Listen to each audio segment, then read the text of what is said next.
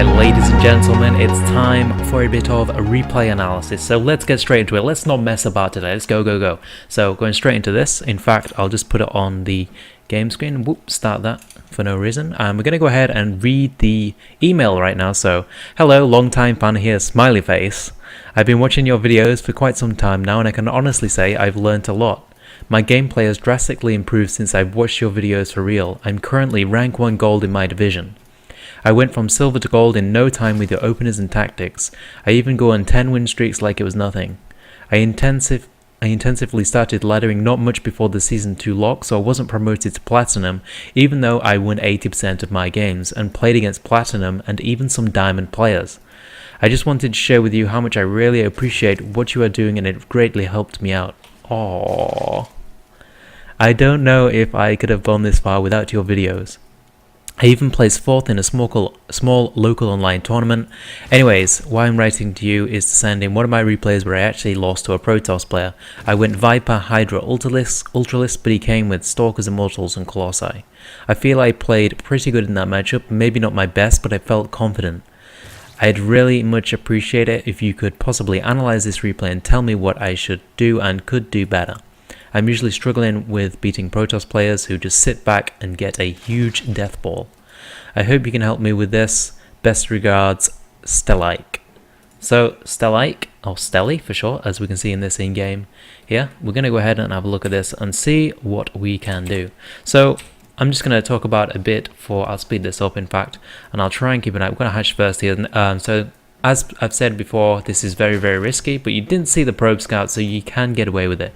If you don't see the probe scout, it probably means they're going for a gateway expand like this, which means you can get away with the hatch first. It is still a bit risky, but it's definitely viable. You can definitely get away with it, unless they're being tricky. So he's going gateway expand, but what I was going to say is, since we're struggling with the death ball, what I'm going to assume is going to happen in this game is that Steli here is going to go ahead and play super macro and just try and get up to the super army, which is kind of hard in ZvP nowadays. Mostly in ZvP nowadays, people go for mid-game attacks and then they try and tech switch or just keep going for mid-game attacks. You need to keep trading that army, because if you let the Protoss get into a super death ball, there's nothing you can do against it.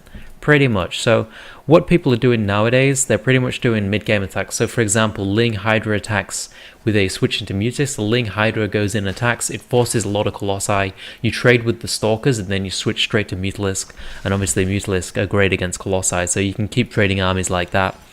And also what I'm doing right now is Roach Hydra Corruptor timings, and basically you just go attack and then... Oh, hold on here. This is a really fast Roach one. So what have we seen? In fact, let me finish that. So I'm doing Roach Hydra Corruptor timings at the minute, and then I switch into Swarm Host, which is kind of similar. You kill the Colossi with the Corruptors, and then you go into Swarm Host. So it's a bit different. You kill the Colossi instead of forcing Colossi, and then you go into Swarm Host, which is really good against gateway units. So those mid-game timings are really what you want to be looking for in ZvP nowadays. So this Roach one is really fast, and we're just going to go ahead and look what we've seen so far. So all we've seen, I assume, is this gateway, which means you don't need a Roach Warren this fast. You only need a Roach Warren that fast. Well, you don't actually ever need a Roach Warren that fast. You can hold 4 gates with like Speedlings, just pure Speedlings, and maybe a Spine Crawler or 2, so you never need it this early. Like the earliest you're going to need it is like 6 minutes, 6:30. So this is definitely a bit too early, and these injects are a bit off, so definitely need to keep up on those injects on both the hatcheries. And we also need to keep scouting the front. This Overlord's in a bit of a weird position. He's going to die. This Overlord should be around here, so he can scout the gas. And this one, probably better off around here, so you can like see around the edge of the base, see if they're putting some buildings down here. But he does see that pylon, so maybe that's why he decided to put that there. And he knows he's going to put some tech structures or gateways there, and you can see them straight away. So yeah, get that gateway around the side so you can see the gas on natural. That is very, very important. And also poke with some Lings every now and again. You'll be able to see he's got 2 Zealots here. And we got a Robo coming up and a Forge. So this is a really weird build from the Protoss player. He's going to be going very, very fast into the tech. And Twilight Cancer as well. This is a super greedy build from the Protoss players. There's not really much you can do against it without blind countering it. We got a bunch of speedlings here. No roaches yet, so that's really nice. And it looks like he's going to be going for the 1-1 ling. So actually, this can work as well. What I was saying about mid-game attacks, this kind of ends up being a mid-game attack, except with Ultralisks, so it kind of looks like a late-game attack, but it's more of a mid-game attack. Because you are doing it off 3 base, you're just getting really fast upgrades to go for that. And so we've got fast layer here as well. And the macro isn't so great in this game from Steli. We got the 3rd base pretty quickly. I guess that's fine. We've got decent saturation. And there's no attack coming from that we can see so far. So a few lings as well. You can probably delay these till later. Like, you only need 2 to 4 lings so you can scout what's going on. Just poke the front, make sure you're not getting attacked. Make sure you can see the natural gas, because since there is no natural gas right now, if this was a high level game, this would be meaning it'd be like, oh crap, I'm going to be getting attacked. I should be pumping roaches right now. Since if it's not up by like on a gateway expand like 7 minutes, like you're most likely getting attacked. It's most likely not a tech build, so yeah, or it's a fast third. So in this game I would be expecting an attack from the Protoss player, and also we've missed this upgrade, which is a bit of a mistake, but that kind of stuff happens. And since we've seen no gas yet, so ideally if we have this here, we would see no gas, and we'd want to be pumping units right now to be holding any 2 or 3 gas, 2 base all-ins. We don't want to saturate the 3rd against the 2 or 3 gas, 4 base all-ins. We want to pump lings, and we want to build a couple of spines. Since we've got the Roachhorn, we can build roaches as well. Yeah, I forgot about the Roachhorn since we are going to double up. So you can go roaches as well against this, which would be really good, but just pump units since there's no natural gas. And now there's cannons coming down with this guy, so this guy's playing really weird. But again, we've seen no natural gas. We only really want to saturate the 3rd base once we've seen the natural gas, so he's going to be putting that up now, and we can go ahead and saturate that. Hopefully after these 6 roaches he goes ahead and saturates the 3rd base. Otherwise that's a pretty big mistake, because if you let them be on a higher probe count than you for a long time, it's not going to go too well. So we have got a bunch of lings coming up now, and he does see a bunch of units coming out as well. So it just depends on whether he sees the 3rd base now or not. And I guess units is okay, but the 3rd base is coming down. This should be being saturated as soon as the natural gas is seen, I guess. At least up to 16 drones, so you don't need to take the gas until you actually see the 3rd base. So you actually see the 3rd base now, and you should be droning like crazy. Like, this should be full dronage right now. This is way too many spines overreacting to the 2 or 3 base from the Protoss. Did he actually see it go down? He saw it go down, so Steli should be droning like crazy. This is taking too long to drone. There's too many units coming out. This is just being scared of what you've seen. And this isn't necessary. Like, I see a lot of low-level players do this, where they're not entirely sure what the Protoss player is doing. They've seen a 3rd base, so they don't drone. They're just kind of mixing units whilst droning. You need to choose, am I going to drone or am I going to build units? In this case, you want to drone. So if you see the 3rd base, man, just drone up your 3rd base. Take all the, well, you don't have to, well, yeah, take all the gas. If it's 3 base, just fully saturate this and take a 4 base as well, and then start pumping units if you're scared of something. But if they've got 3 base, you need to saturate that 3rd base super fast.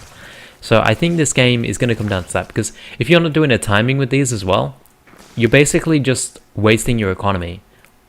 Like, you never just want to play full defense with units as Zerg. You want to be doing something with them if you build them. So if you build all these units, you need to go and put some pressure on whilst you're droning. It's never really a good situation just to build units for something that might be coming. So if you're going to build units, it's because you are defending something. Like, yeah, I mean, that's pretty much it. And we got a bit of a drop here going on. Bailey drops. This guy's pretty cute. Oh, I like it. I like it. That's pretty cute. Yeah, it's a bit of an investment. I wouldn't really recommend it because you didn't get too much done with it. It did pay off there, but again, we're not getting saturated on this 3rd base here. And also, since we're going double ups, we want to be getting the fast hive, since we do want to be going to Ultralisk. And the attack that we should be doing with this build is the Ultralisk attack. Since we're going melee upgrades so fast, we've got +2 melee upgrades right now, but all we've got is Zerglings. So yeah, we want to be going fast hive and getting Ultralisk. This droning is so slow. this should be done by at least before 10 minutes if you're not sure what they're doing. And so this Protoss is basically gonna win because he's got such a big economy, and your attack is gonna be so weak. We're not trading armies.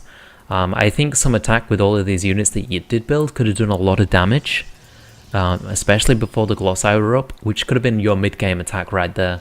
But, you know, as it is, he's probably going to take the supply lead, which, as a Protoss, taking these tech-heavy units is never a good thing. So there's a lot of flaws in this game, and looking past this point is not really worth it.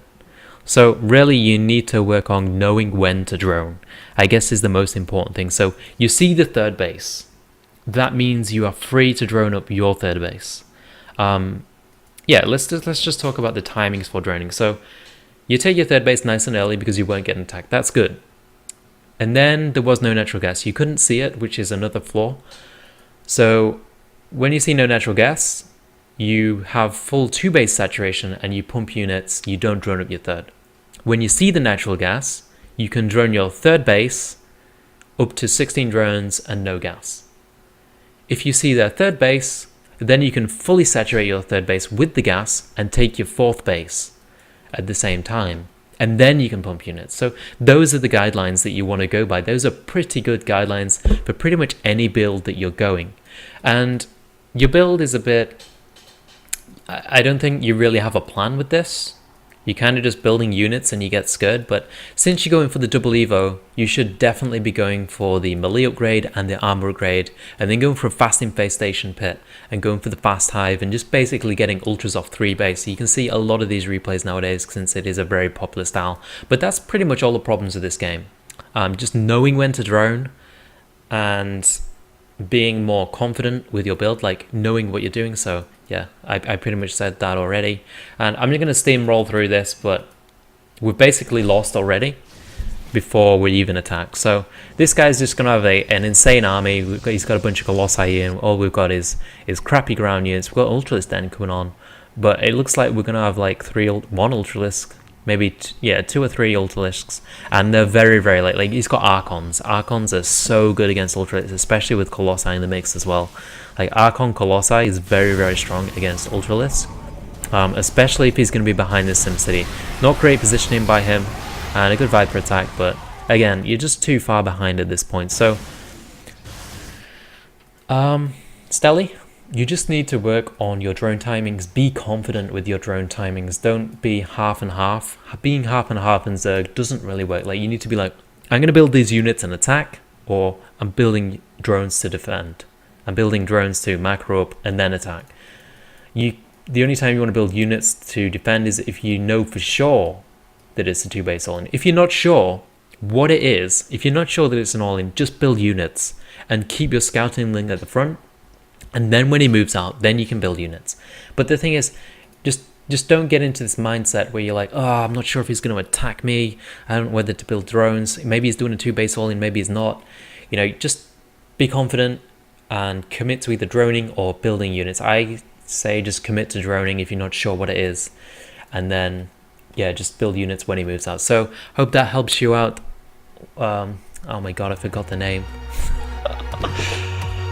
I've been saying the name all replay and then I forget it. Steli, I hope that helps you out, man. And good luck. Good luck with the droning.